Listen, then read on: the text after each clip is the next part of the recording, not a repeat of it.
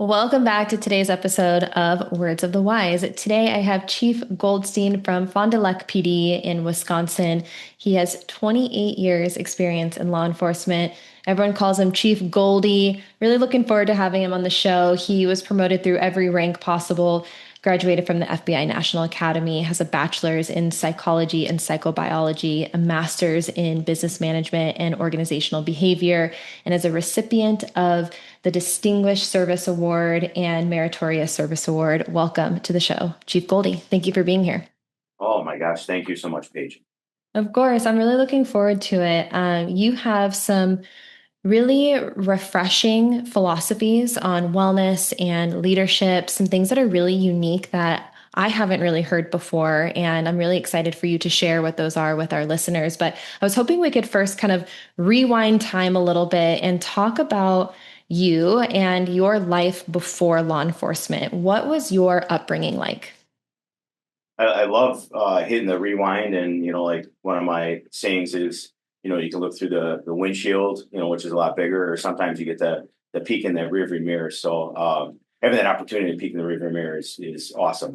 I totally blessed growing up. So I grew up in the Chicago and Chicagoland area, and had two loving parents, a sister, and went to the biggest part of growing up is I went to a school district and ultimately a high school that had several thousand students, where that 42% of the student population spoke something other than English. Mm. And for me growing up, I mean, what a blessing.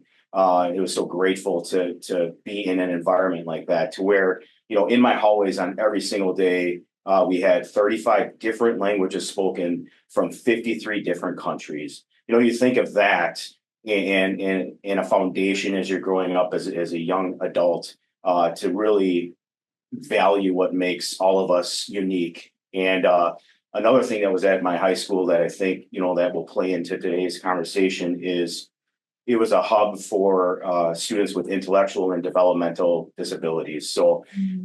I remember being a president actually of the student population that got to work with those students. So not only all the different cultural, ethnicity, languages, religions that I got to be a part of growing up, is I also was able to be part of these young students' lives that had, these, I'll call them challenges, right? Not disabilities, the challenges that every day inspired me as a young high school student.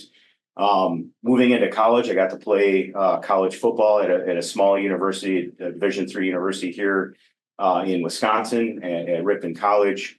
And really, so you got to think about it, I come from a very culturally diverse area, and I come to Wisconsin, which I thought was, predominantly a white environment. And I got to the school.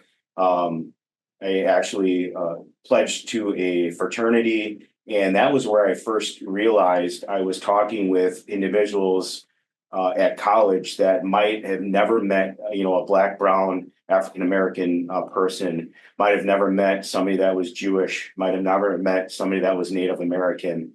And that was my first, realization that we all have like different lived experiences, and it was an amazing journey that I got to go on with these young men. I pledged a fraternity. I lived with over 40 guys, and in the house we had, Black, brown, African American, Native American, and everyone got to learn from each other, growing up in this house. And I really think that, from my high school time to my college time, that really set a foundation to, who I was going to be, as a human being. And it really has helped me in what we're going to talk about today, in different leadership styles, and the way that I lead a police department. It goes back to my roots in growing up. Yeah, wow, I love that story. And um, I really believe that getting to know who someone is beneath everything is so valuable. And I really think it teaches us how to have empathy and understanding and compassion. And it sounds like you had the opportunity to grow up in an environment where that was really normal for you to see a diverse group of people, and then you were able to move to another place that maybe hadn't, but then still able to connect with people on a deeper level and to understand who people are and what their backgrounds were. And I would imagine that that's impacted you now in your profession, and something that's, kind of carried with you throughout your career. But when did law enforcement become a part of that conversation? Did you always know that this was something you wanted to do, or no? I see a no, your head shaking no. Oh, and I think that's really helped me today. And I know, we're gonna, at the end talk about, what's maybe that one piece of advice. Um, it was on the list. Growing up in Cook County, I had grew up in 5.4 million people that was in my county. I now live in a state that has that same amount of population, so it kind of gives you the size and scope of that. I remember, a Cook County deputy in the neighborhood. I was like, I can see myself doing that. I remember my mom telling me stories. I've seen pictures of cakes that, were made of like that was a police person. But really, it was on the list. And as you talked about, my education is really in psychology and psychobiology. And you're like, what? And you're in law enforcement. I think it's helped me today, and I can really share to those young adults that are coming into the profession, especially in like non-traditionals, is you may not know the why, right? And I can tell you, I have no idea why I got into policing. And but I just did. I think it was something to maybe try. Fond du Lac here gave me a chance, right? Because I was a non-traditional, so I was competing against people that I think their whole lives, like really knew what they wanted to do. I was really going into like physical therapy, and I'm like, I got to get a job. I'm going to try this. I could tell you today, and sitting here and talking with you, and it's taken me time through this life's journey, is I can tell you today why I'm here and what I think is God's plan. And I look at it as I've been provided this blessing of a vehicle, right? The badge and the uniform has provided me a vehicle to be at tables I might not have ever been at with nonprofit groups, at civic groups, with churches, with different groups of people or different communities, our LGBTQ, our Black, Brown, African American, our Latino. Um, it's an amazing part of this journey to now look back and go, okay, I understand, God, why you put me in the position to apply at these police departments. But Paige, at the beginning part of it, it was a job. And I think today that helps me. And that's part of what, I'm going to share, a little later, is you may not know the why. I think what I share with people is you probably have some purpose of service, right? And that service might be the same as, custodian or a customer service representative at Target, is you have something in you that you want to help other people. And this is just one incredible opportunity to be able to do that for our community. Mm, thank you for saying that. I'm sure that there are a lot of people who can relate to what you just said. A lot of young people who are entering in the career today who can relate to maybe not exactly knowing the why. But I love how you explain that it's evolved over time and now you understand why you're here. And one of the things that I've heard every time we've had a conversation is this level of gratitude that you have to be able to do this job. And I always like to ask the question, when I first get on, this is one of my favorite things because I think that the more we look for good things in our days and good things in our lives, the more evidence we find of those things. But I always like to ask the question, what's the best thing that happened to you today? And, your answer to me was just so filled with gratitude. It was like, man, I just get to do this today. I get to get up and put my feet on the ground and I get to show up and do my job. And I think that and you also had a caveat to that, which I think is true, is that we all go through hard times, and we all have good days and bad days, but to still have a level of gratitude through it all, I think is really valuable. Do you feel like you've always had that sense of gratitude, or was that something that you had to kind of train yourself to be able to have that perspective? I think you have to be a student. And to the day that I die, I hope that I am blessed enough with a mind that will work and be a student every day.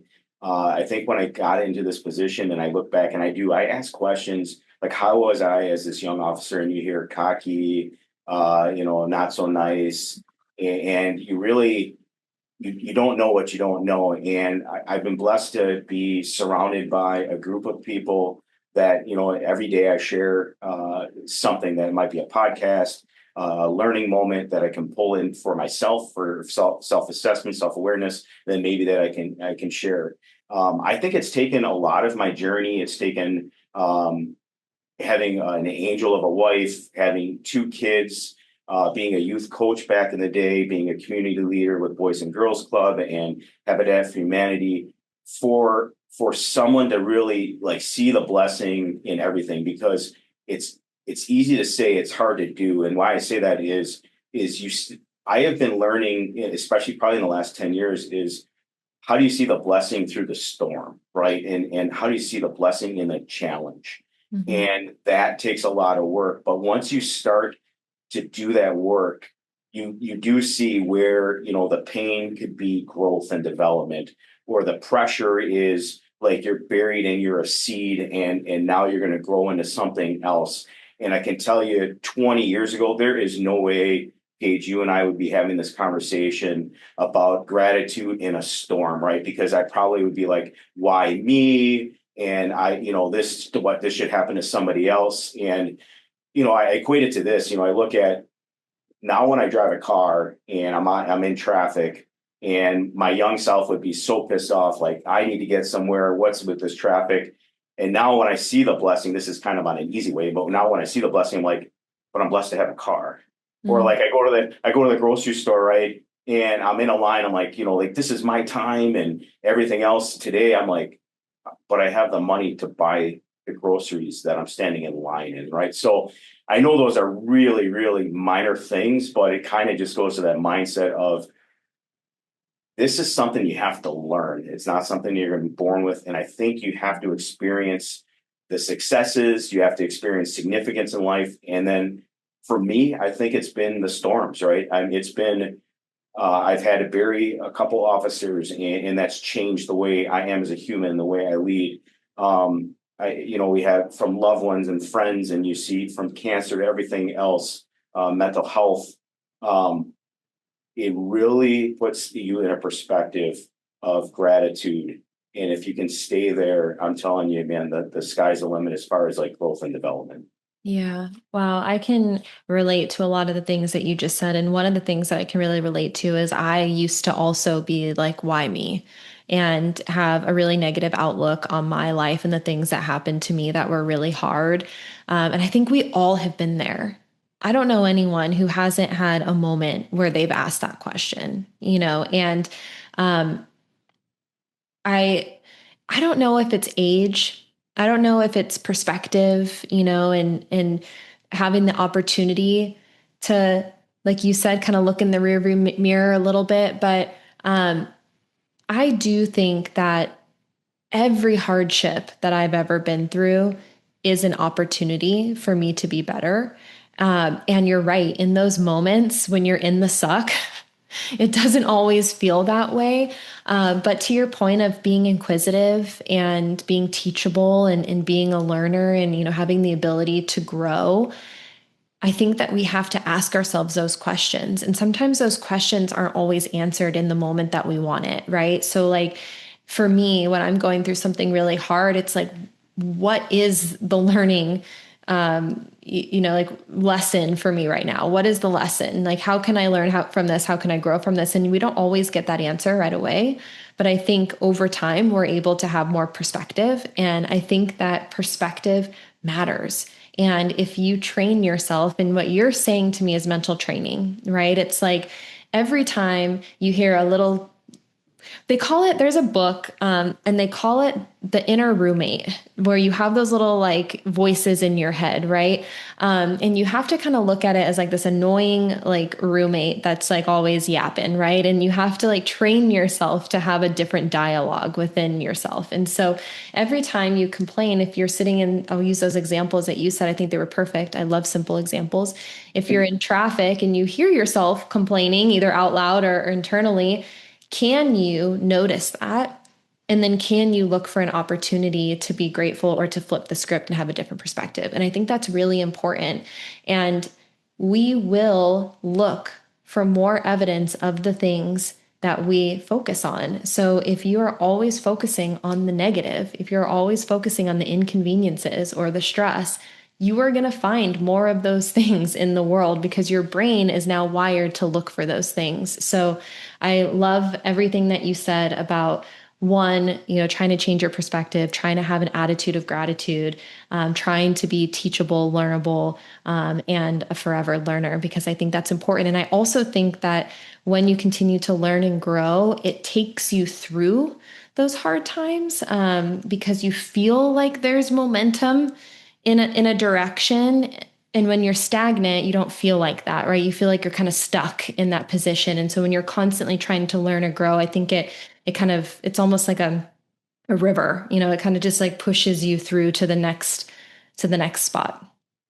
Yeah, I think it's really important as we're talking about, those are like lived experience, right? And the journey of the challenge is one of the things I talk about with our officers and my leadership team is when you're talking gratitude, it is about being optimistic, right? So about having like hope and positivity. But I also want at the same time is it can't be toxic positivity, right? Because you have to understand that things are going to hurt. There's going to be pain. There's going to be like you might not even know a reason. So I think it's really important as we train gratitude and you're looking for I love the roommate thing. You're looking, to hear those voices. And are you at a conscious level to where you can do it, right? Maybe some are at subconscious right now and they're not at conscious, right? I'm trying to train myself to be consciously aware of if that creeps in my brain, I'm like, okay, I call it a pause, right? Almost like a tactical pause. I'm Yeah. gonna take a tactical pause, am I really being my true self, my authentic self as I'm trying to have gratitude here? But I also don't want to be positive, like toxic positivity, right? To where everything is, you've heard it like rainbows and unicorns, because that doesn't help anybody either when you're talking about gratitude.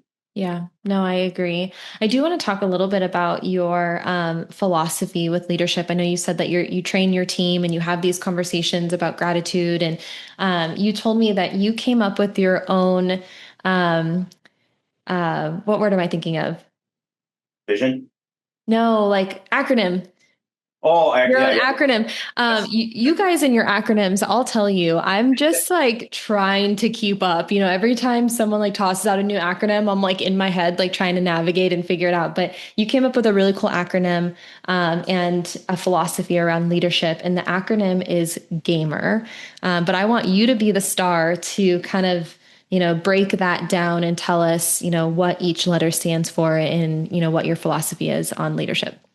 So it kicked off probably about a decade ago when I was going to do a TED talk and had to really take my lived experiences and if you and I were talking before we got on is I say I read at a third grade level. I try and teach at a third grade level, and I wanted to take these lived experiences and put them into actionable items for me to be able to pass along based on not everybody has had my lived experience, right? And if I can help just that one person, think differently, have a different perspective, feel differently, I've made it, right? I've done something. I've served another person. So yeah, I didn't always start with gamer, but I think it's taken me to the time that I've had it. I've been appointed chief.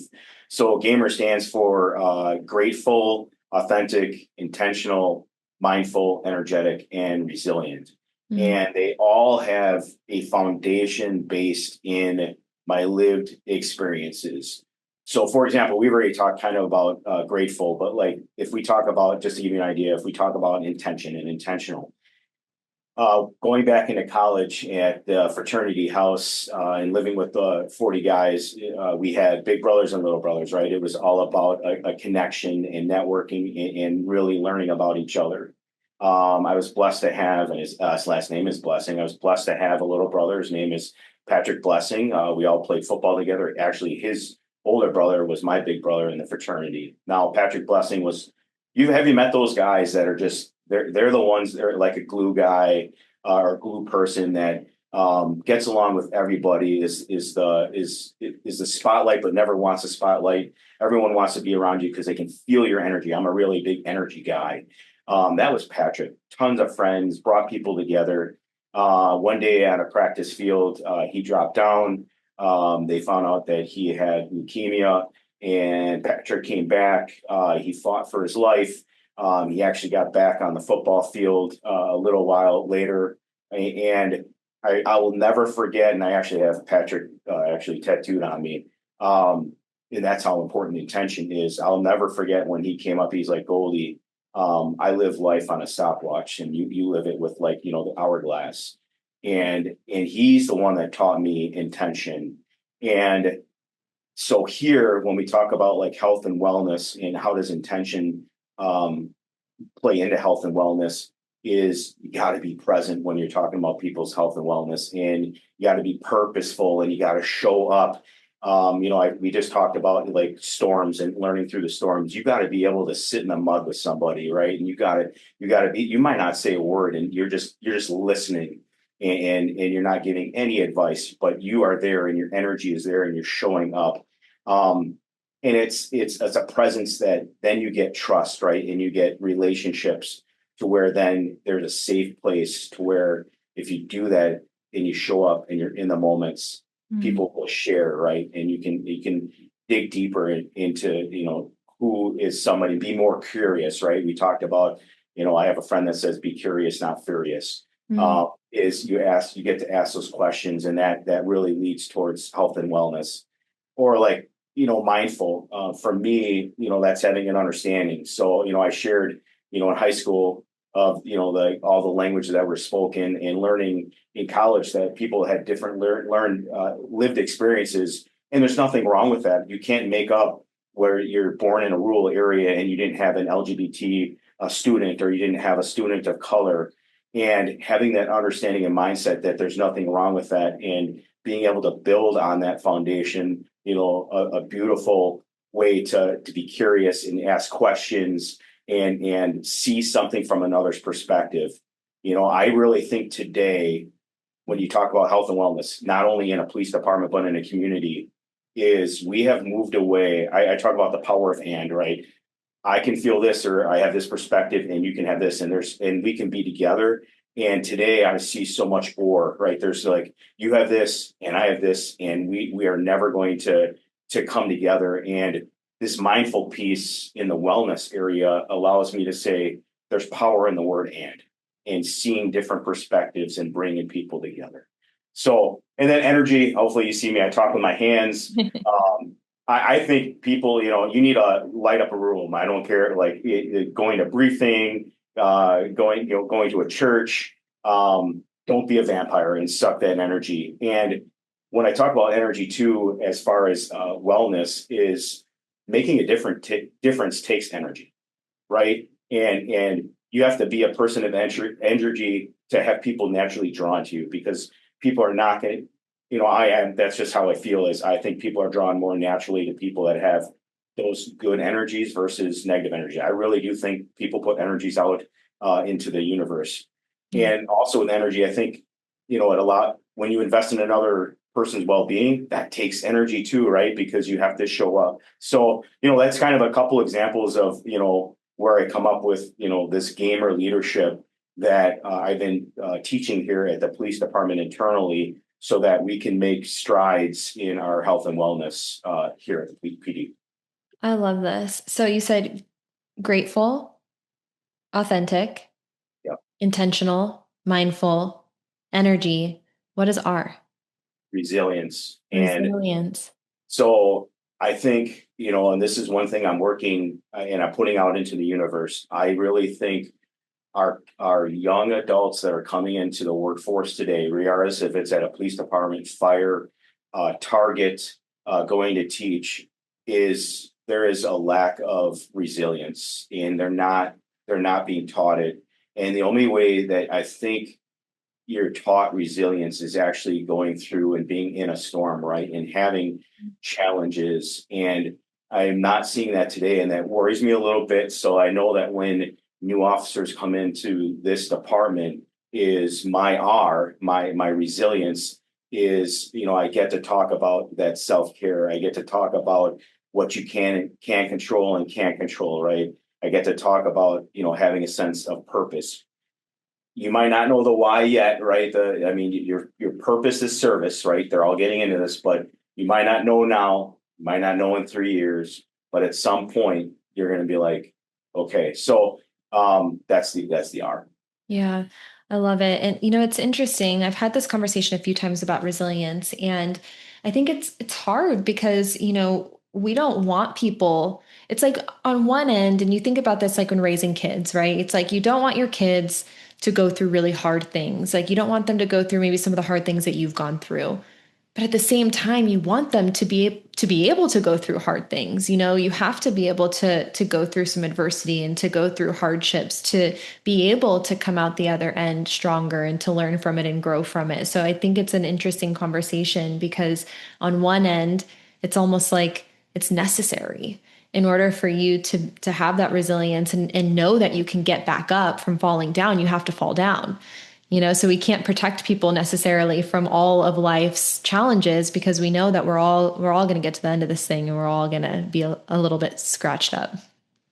What you said is it just resonates with me, and I think when I say those are lacking some resilience, one is I don't want to paint with a full brush, right? I mean, we're Sure. seeing, but I have to take ownership in it, and as like a parent, and I think our adult groups that have raised the kids, right? As a parent, you're hoping that you are providing a life that's better than we have ever had. And I think, like that's why they said nobody's ever wrote the book or whatever else.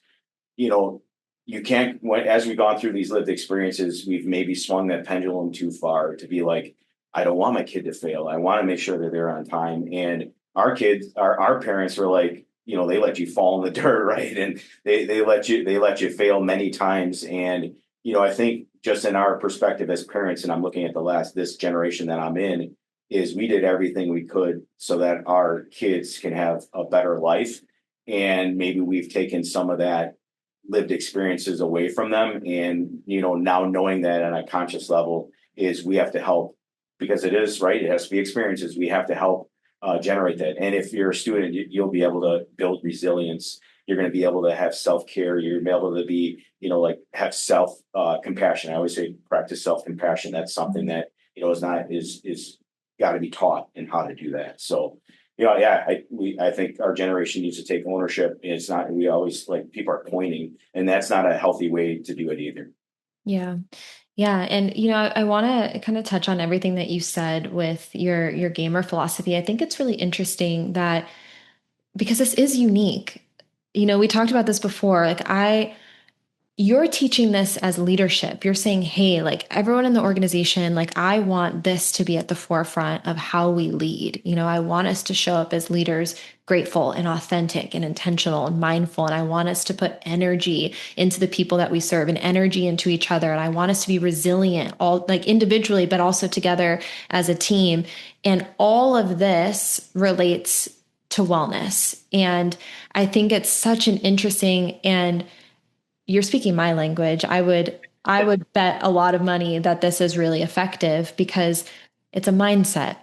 And I think that we undervalue the power of mindsets, especially when it comes to, what you said is you said energy, you want positive energy to be contagious. You want positive effort, that ROI of what you're putting into each other, that energy you're putting into yourself, the community, that's contagious, right? This mindset of being gratitude and authentic and intentional, that's contagious.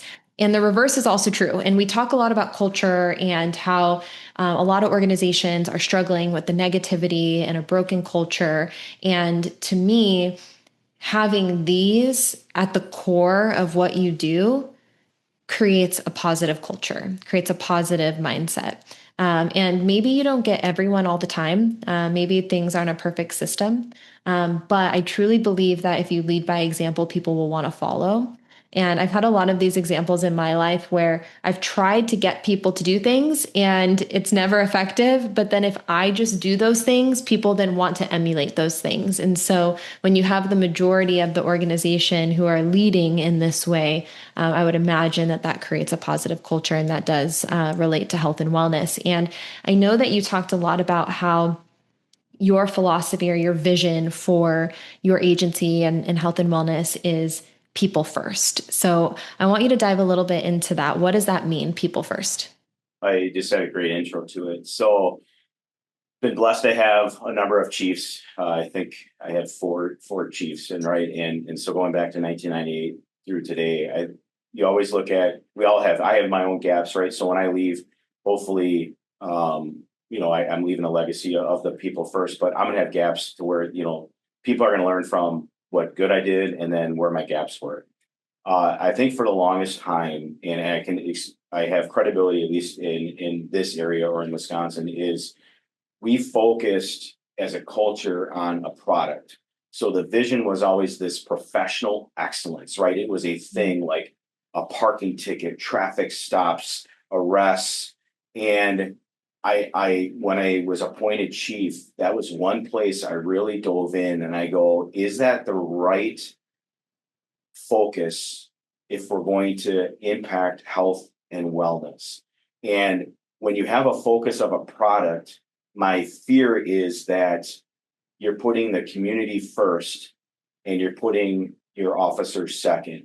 And I had to, as a chief, had to start and go to the community and go, look, if I'm going to prioritize health and wellness, I need the walls of this police department to be safer than it is in the community. And for how long you've done, I know a lot of podcasts is, does it not hit you in the gut when you hear from somebody that's in this industry that says, I feel safer on the streets than I do in the walls of a police department? That crushes me, that kills me.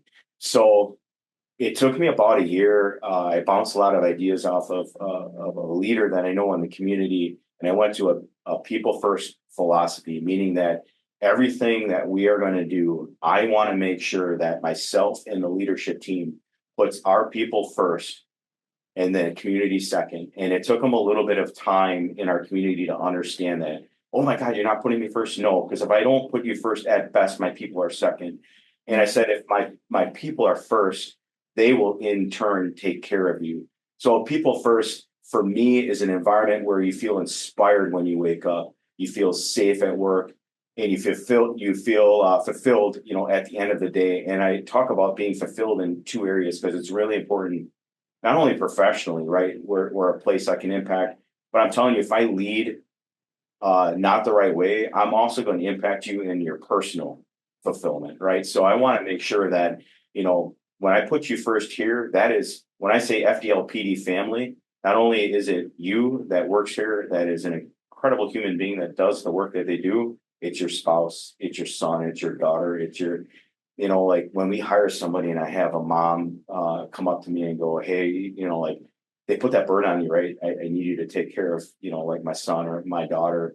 I take that to heart. Like that is, and that's how we have started. It took us a few years to change that culture.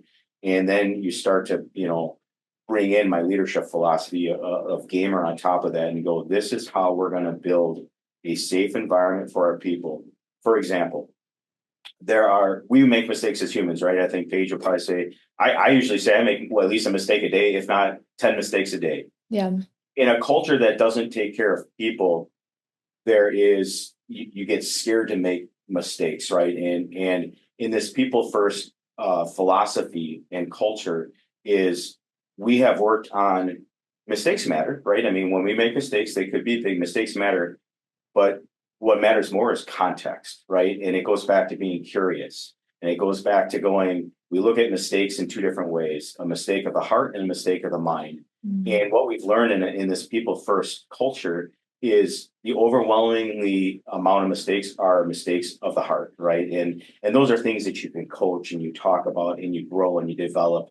And I see what I'm seeing from our culture now is officers that are, smiling and laughing in the hallways and more loose on the road, and which drives down those complaints, right? Because we're not surly, we're not rude at calls. And I mean, I will tell anybody, I'm surrounded by just incredible human beings. Why wouldn't I want to make it my life's mission to take care of them? Yeah. Wow. I love this. I want to go back to what you said about community second, people first, because I think that um, sometimes we have to reverse engineer the things that we do, right? And we hear it all the time. It's like if you're going to take care of other people, you have to take care of yourself first, right? It's the analogy of like put the oxygen mask on you first, and then you can take care of other people, right? And so a lot of times we don't do that. We're like, we're going to put everyone else first to our own detriment.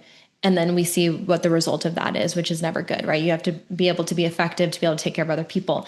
I heard this, and I don't know if you agree with this, but there are a lot of people coming out right now that are talking about relationships, and they're saying that when you have kids, the relationship between partners should be first and the kids should come second. And so the reason why they say this is because you have to have a foundation first, right? You have to have that strong foundation between if it's mom and dad, mom and mom, dad and dad, whatever relationship you have, right? There's relationship first so that you can have that strong, healthy foundation for the kids. And so that's what I'm thinking about when you say this. It's like foundation first. You guys, as an organization, have to be that strong foundation and team. And when you guys are that strong foundation and there's health within the organization, then you can show up for the community in the best way possible. But I think historically it was flipped. And it wasn't the healthiest way to move forward because when you put everyone above yourself, then you don't have anything left to give. It's funny. I'll have those conversations with what I call my angel of a wife, and Mhm. we laugh because I'm like, you do talk about it like we have to put each other first, and then as a mom, it's hard to get in there, and because I'm like, okay, she put her kids first, right? Or my daughter and my son, and I'm like, sometimes I'm like, am I behind the cats that we have, or like, oh, for me, I think the first foundation that we have to have about people first is even before that Mm, is putting, regardless, it's spiritual, faith, religion, whatever it might be, is something bigger than self, and actually putting that first, right? Like, what are your internal core values? So it might be God, faith, religion, family, and then you there's like 1A, 1B, right? So they're all in that, putting that first. And the other thing putting first is I have to walk the talk, and my actions have to match, right? So if I'm the one that's giving all the energy out, I have to at least know that I have to see, a therapist. I want to meet with clergy. I want to talk to a social worker so that I am also taking care of myself. And in return, people see that, oh my gosh, the chief is doing that. That's removing the stigma of taking care of myself, right? Because some people are like, well, that's selfish. No, I want you to be selfish. I want you to first take care of you. And these are the ways, and we're going to remove all those stigmas so that you're able to do that the right way. So no, that conversation you talk about is in the relationship and kids. We probably can do a 1 hour podcast on that one. I think that the word selfish has gotten a bad rep. Correct. I used to feel like this too. It was like I always wanted to be the yes girl. I never ever wanted to like put myself first. It was always like, what can I do for everybody else all the time? And it was really to my own detriment always. And I think it is okay to be quote unquote selfish as long as it's not like I only care about myself and don't care about anybody else. I think there's a difference. I think there's a difference between being like, hey, I understand that like I matter. My health and wellness matter. I have to take care of myself if I'm going to be effective.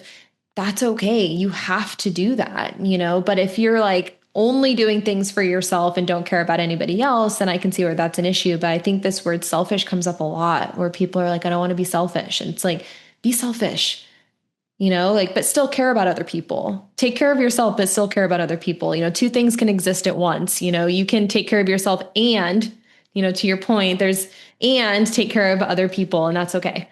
You're gonna keep using the power of and. So Yep. another a power of and I have, and it's along the same way of selfish, is I talk about compassion and accountability. And for the longest time in police culture is they have not coexisted. So in cultures that have very high accountability, you see a lot of internal investigations. You see people walking around on eggshells, right? You see people that have fear in their lives and are not fulfilled. And then if you flip it, if you only have, I've seen cultures of just compassion, right? And you have complacency and you're not having growth and development. And one of the things that actually within the last year in one of my leadership talks with my leadership team is I've talked about how do we find these two that need to coexist Mm. and the power of having compassion and accountability to where people are healthy and well, and there are still standards, but context matters, right? And being curious matters, and that's how those two exist.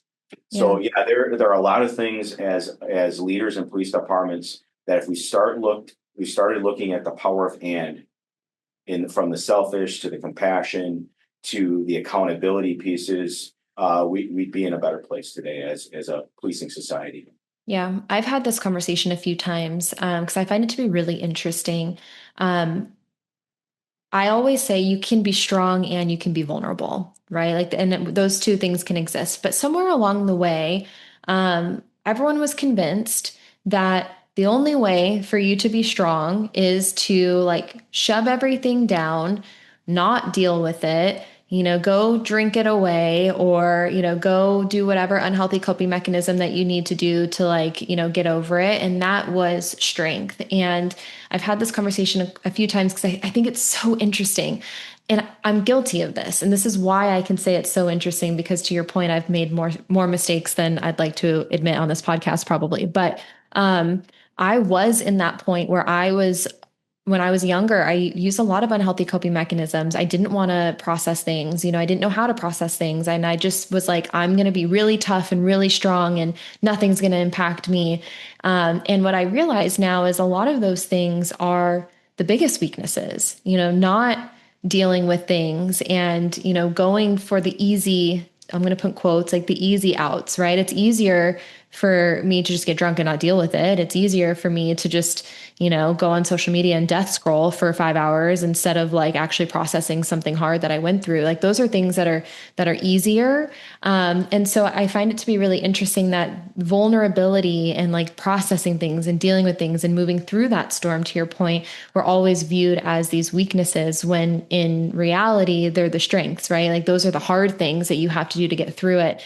And so I've said this many times, like you can be strong and vulnerable. Those things do not negate each other. Like you can be sad and go through a hard time and still be really effective at what you do. Like these things, it's not one or the other. So I love that you said power of the and. I've never actually heard that before, and I might make that the title of your podcast.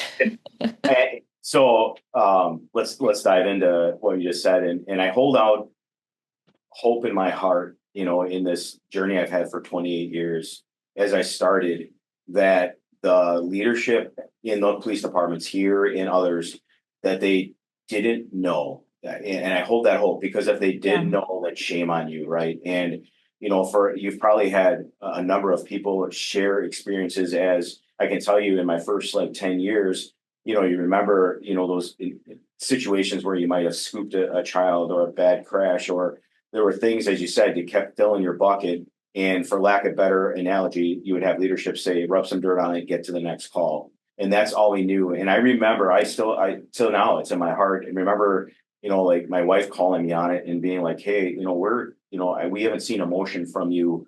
And I can tell you, I had a couple storms that like you have to have experiences, right? To be able to get to the part of you and I talking is for 10 years, you have this rub some dirt on it. And then the gentleman I explained, Patrick Blessing, he was in the best shape of his life. He fell of a heart attack. It was in July of 2010. And I remember sitting on the edge of my bed. My wife walks in and actually had tears in my eyes. And it took her by surprise because it was the first time that she showed, that I was showing emotion. And at that point, my buckets, I think, were running over. And I'm blessed to have that experience with all the fraternity brothers I went through and Blessing's life as we just get into March of 2011. So just a few months later, we have one of the most tragic situations here in Fond du Lac to where I have two officers that are shot, a canine that is shot, Craig Burkholz loses his life. And it just all comes out. And I remember now this is going to an extreme, right? So I haven't found balance at all because I've shoved it all down because it was rubbed dirt on it. And those experiences have allowed me to lead today to make sure that, like we're not filling people's buckets if they're starting to fill, that we're giving them the opportunities to release them. As a funny side note, I remember after like my buckets overflowing with Craig's death, I would watch Lifetime or Hallmark movies with my wife, and I'd start tearing up, and she'd be like, "Are you kidding me?" Like I was so far, I'm saying I was so far to this extreme side that I was not healthy, right? I didn't have a healthy way to deal with those challenges and storms, and this journey has allowed me, to meet, a guy named Ted Neiske that I learned Buffalo leadership from, and the story where there's cows in a field and buffaloes in a field. Cows will turn and run away from a storm, and buffaloes will turn and go into the storm. And I've really taken that to heart as far as how we deal with those challenges, and calling a challenge a storm, of turning towards that, and being in it for a less period of time. And without those experiences, I would have never been able to build up resilience. So yeah, you have to have those experiences and challenges for us to be better leaders today than we had 30 years ago. It doesn't mean that they were bad people. I just hold out in hope that they just didn't know better, and we as a profession didn't know better, and today we do, and it's on us to make that change. Yeah, I think it's that statement of if you know better, then do better. Yes. So thank you for sharing. I appreciate that. And I know we're running on time, so I do want to ask that final question for the younger generation. What words of wisdom would you share with the younger men and women who are entering in this career that maybe you wish you would have known when you were younger, or something that's helped you along the way that you want to pass on to them?